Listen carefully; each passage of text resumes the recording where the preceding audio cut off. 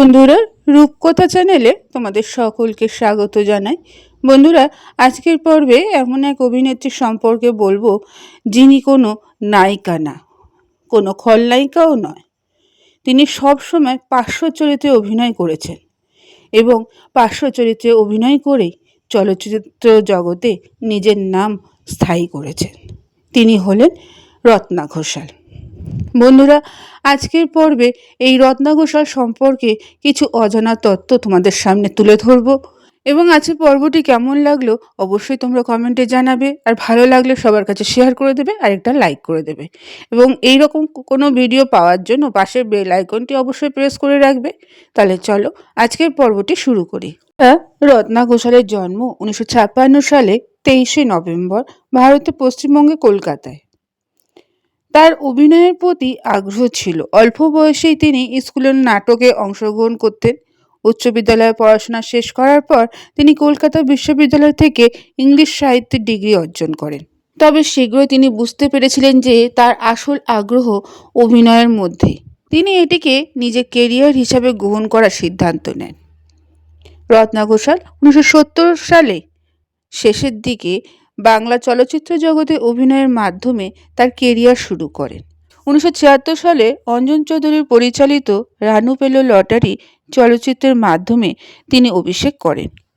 তিনি বেশ কয়েকটি বাংলা ছবিতে অভিনয় করেছিলেন এবং ইন্ডাস্ট্রিতে নিজের জন্য একটি নাম তৈরি করেছিলেন।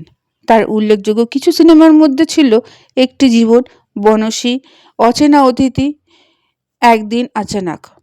1980-র দশকে রত্না ঘোষাল টেলিভিশন জগতে পা রাখেন তার এবং জনপ্রিয় টিভি শোতে তিনি অভিনয় শুরু করেন। গৃহপ্রবেশ টিভি ধারাবাহিক প্রধান চরিত্রে অভিনয় করে তিনি ঘরে ঘরে পরিচিতি লাভ করেন। রত্না ঘোষালের অনবদ্য অভিনয় দক্ষতা, বহুমুখী প্রতিভার জন্য তিনি বেশ কয়েকটি পুরস্কারও পেয়েছিলেন।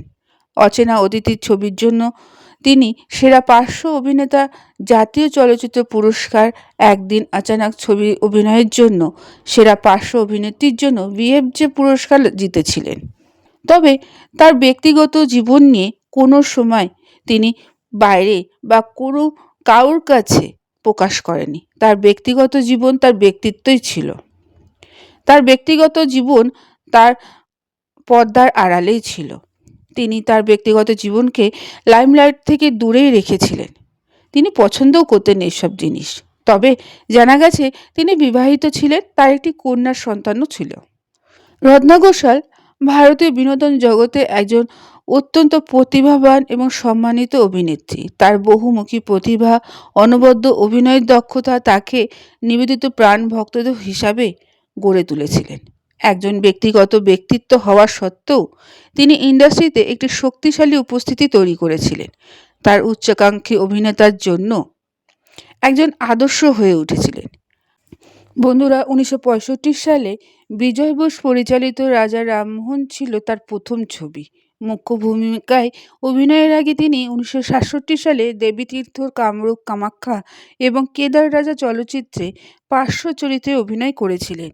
1969 সালে পান্না হিরে চুন্নি চলচ্চিত্রে তিনি প্রথম প্রধান চরিত্রে অভিনয় করেছিলেন। তিনি বাংলা থিয়েটারেও অভিনয় করেছিলেন এবং সৌমিত্র চট্টোপাধ্যায় এবং অন্যান্যদের সাথেও তিনি কাজ করেছিলেন।